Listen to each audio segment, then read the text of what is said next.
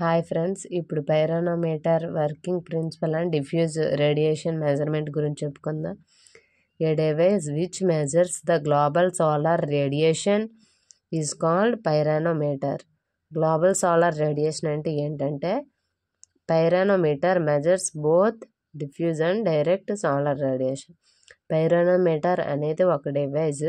అది ఏంటంటే, ఆ డివైస్ దేన్ని మెజర్ చేస్తుంది? Global solar radiation.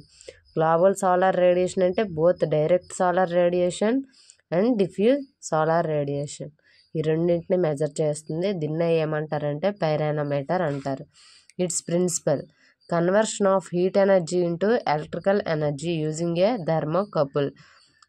అంటే పైరోనోమీటర్ ప్రిన్సిపల్ ఏంటంటే, థర్మోకపుల్ని యూజ్ చేస్తూ ఏం చేస్తుంది? హీట్ ఎనర్జీని ఎలక్ట్రికల్ ఎనర్జీగా కన్వర్ట్ చేస్తుంది అనమాట.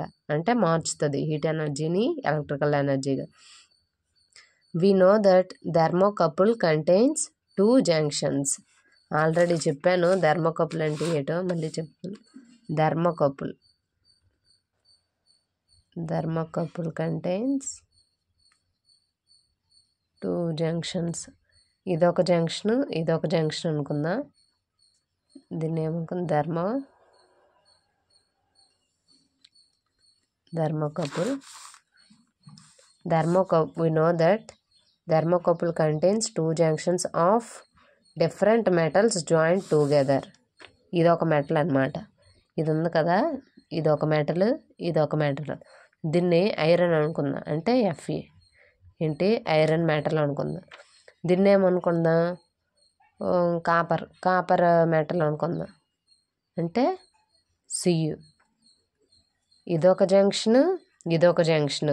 2 జంక్షన్స్ ఉన్నాయి కదా. 2 జంక్షన్స్ అనేవి ఒక్కొక్క జంక్షన్ ఒక్కొక్క మెటల్తో ఉంటుంది. ఈ 2 డిఫరెంట్ మెటల్స్ కూడా ఒక దగ్గర జాయిన్ టుగెదర్. అంటే ఏంటి? ఐరన్ మెటల్ ఇది, కాపర్ మెటల్ ఇది, ఈ 2 కూడా ఒకే దగ్గర జాయిన్ చేసామన్నమాట. ఇది ఐరన్ మెటల్తో తయారు చేసిన జంక్షన్, ఇది కాపర్ మెటల్తో తయారు చేసిన జంక్షన్. ఈ 2 కూడా ఒకే దగ్గర జాయిన్ చేస్తారనమాట. If there is a temperature difference between 2 junctions, it produces an EMF known as thermos EMF. ఈ 2 జంక్షన్స్ మధ్యన కానీ టెంపరేచర్ డిఫరెన్స్ అంటే ఇదేంటి? ఇది ఒక 30 degrees టెంపరేచర్ ఉంటే ఇది ఒక 20 degrees టెంపరేచర్ ఉంది. ఇంకప్పుడు ఎంత హీట్కి డిఫరెన్స్? ఒక 10 ఉంటుంది.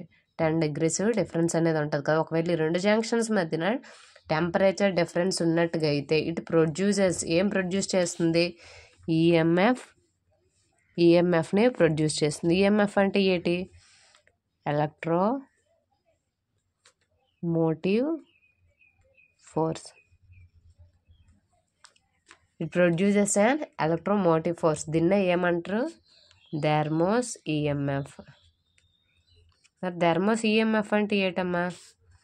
థర్మోస్ ఈఎంఎఫ్ అంటే ఏంటంటే, thermos EMF is an electromotive force.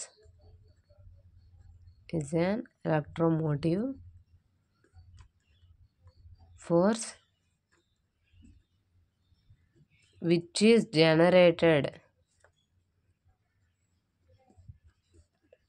due to thermal gradient.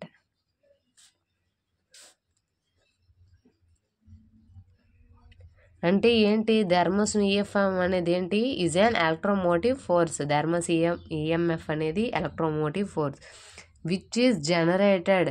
అది ఎలా జనరేట్ అవుతుందంట? డ్యూ టు థర్మల్ గ్రేడియంట్ వల్ల అది థర్మోస్ ఈఎంఎఫ్ అనేది ఫామ్ అవుతుంది.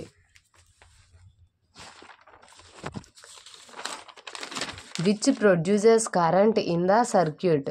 ఏంటమ్మా? కరెంట్ అనేది సర్క్యూట్లో ప్రొడ్యూస్ చేస్తుంది. Exposing 1 of the 2 junctions to global solar radiation.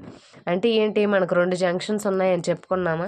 ఈ 2 జంక్షన్స్లో exposing 1 of the 2 junctions to the global solar radiation. అంటే గ్లోబల్ సోలార్ రేడియేషన్కి ఒక జంక్షన్ అనేది మనం ఎక్స్పోజ్, అంటే సన్లైట్ పడేటట్టుగా మనం చేయాలన్నమాట.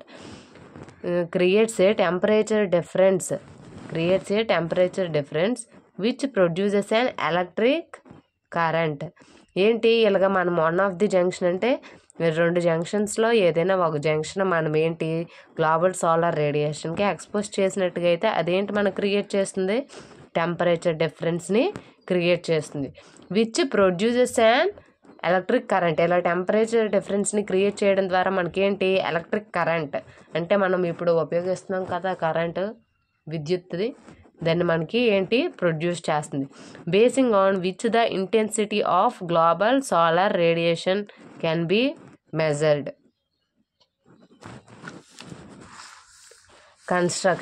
కన్స్ట్రక్షన్ చూసుకున్నట్టుగైతే ఇది చూడండి అందరికీ ఈజీగా ఏదైనా కాంపిటేటివ్ ఎగ్జామ్స్లో కానీ ఏదైనా కూడా పైరానోమీటర్ డయాగ్రామ్ ఇచ్చేది, హీలియోమీటర్ పైరానోమీటర్ ఏదైనా అడిగినట్టుగా అయితే ఇది ఆల్రెడీ మనకి శివలింగం టైప్లో కనిపిస్తుంది, మనకు తెలిసిందే. దీన్ని నార్మల్గా మనం ఏంటంటే దీన్ని పైరానోమీటర్ అని నార్మల్గా బ్లైండ్గా అంటే కాదు బండ గుర్తు పెట్టుకోవచ్చు. ఏంటి పైరానోమీటర్ ఏంటంటే కన్సిస్ట్ చేస్తుంది థర్మోపైల్. దీన్ని జంక్షన్ అంటారు అనమాట. థర్మోపైల్ అంటే ఇదొక జంక్షన్ ఇదొక జంక్షన్, ఈ రెండు జంక్షన్స్ కదా, దీన్ని థర్మోపైల్ అంటారు. ఇక్కడ బ్లాక్ సర్ఫేస్ ఉన్నది, దీన్ని ఏమంటారు బ్లాక్ సర్ఫేస్. ఇది ఉంది కదా ఇలా ఉంది, దీన్ని డోమ్ అంటారనమాట. ఏమంటారు డోమ్, గ్లాస్ డోమ్ అంటారు. ఇది సోలార్ రేడియేషన్ ఇలా వచ్చేటప్పుడు మనకి డైరెక్ట్గా రేడియేషన్ పడుతుంది, కానీ ఇలా సోలార్ రేడియేషన్ పడినప్పుడు ఏంటి అది డిఫ్యూజ్డ్. అంటే మనం చెప్పుకున్నాం పైరానోమీటర్ ఏంటి డైరెక్ట్ సోలార్ రేడియేషన్ని క్యాప్చర్ చేస్తుంది, డిఫ్యూజ్డ్ సోలార్ రేడియేషన్ కూడా క్యాప్చర్ చేస్తుంది, అంటే రిసీవ్ చేసుకుంటుంది అనమాట. ఇది a pyranometer contains the following 3 important parts. Pyranometer ఏంటి 3 ఇంపార్టెంట్ పార్ట్స్ని అది కలిగి ఉంటుంది అనమాట. ఏంటంటే బ్లాక్ సర్ఫేస్ అంటే ఇది చెప్పాను కదా, దీన్ని బ్లాక్ సర్ఫేస్ అంటారు. Black surface it receives the diffuse and direct solar radiation. ఈ బ్లాక్ సర్ఫేస్ ఏం చేస్తుంది, it receives direct and diffused solar radiation. డైరెక్ట్గా వచ్చే సోలార్ రేడియేషన్ ఇది రిసీవ్ చేసుకుంటుంది. డిఫ్యూజ్డ్ సోలార్ రేడియేషన్ అంటే ఆల్రెడీ చెప్పాను, అంటే అది డీవియేట్ అవుతూ రిఫ్లెక్షన్ స్కాటరింగ్ ఇవన్నీ జరుగుతూ మనకేంటి రేడియేషన్ అనేది మన ఎర్త్ సర్ఫేస్ మీద పడుతుంది అనమాట. దీన్నే డిఫ్యూజ్డ్ సోలార్ రేడియేషన్. ఈ డిఫ్యూజ్డ్ సోలార్ రేడియేషన్లో ఏంటి జరుగుతుందేమో రిఫ్రాక్షన్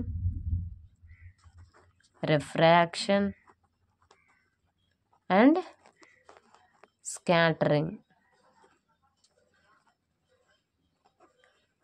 స్కాటరింగ్ అనేది జరుగుతుంది. ఏంటి బ్లాక్ సర్ఫేస్ అనేది డైరెక్ట్ సోలార్ రేడియేషన్ని, డిఫ్యూజ్డ్ సోలార్ రేడియేషన్ అది ఏం చేస్తుంది రిసీవ్ చేసుకుంటుంది. Next glass dome. It prevents the loss of radiation received by the black surface.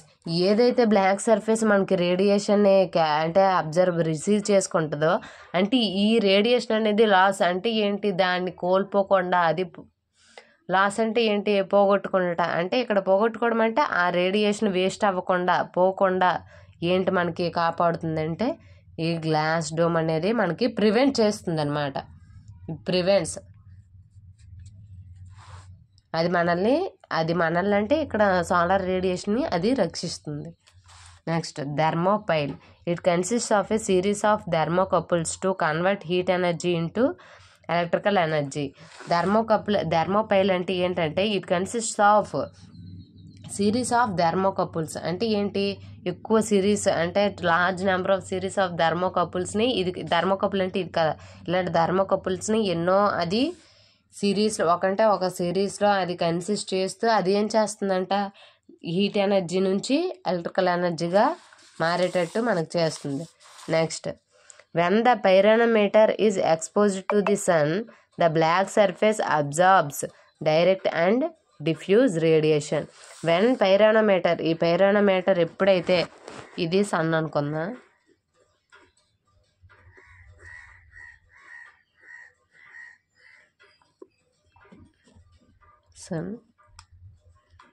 ఈ సన్కి ఎదురుగా మనం ఎప్పుడైతే పైరానోమీటర్ అనేది ప్లేస్ చేసామో ఏం చేస్తుంది, when the pyranometer is exposed to the sun, ఎప్పుడైతే పైరానోమీటర్ సన్కి ఎక్స్పోజ్ చేస్తామో the black surface absorbs both direct and diffuse radiation. ఈ బ్లాక్ సర్ఫేస్ అనేది ఏంటి, డైరెక్ట్ రేడియేషన్ని, డిఫ్యూజ్ రేడియేషన్ అనేది అది అబ్జర్వ్ చేసుకుంటుంది. Absorption of radiation heats the black surface and causes a change in its temperature.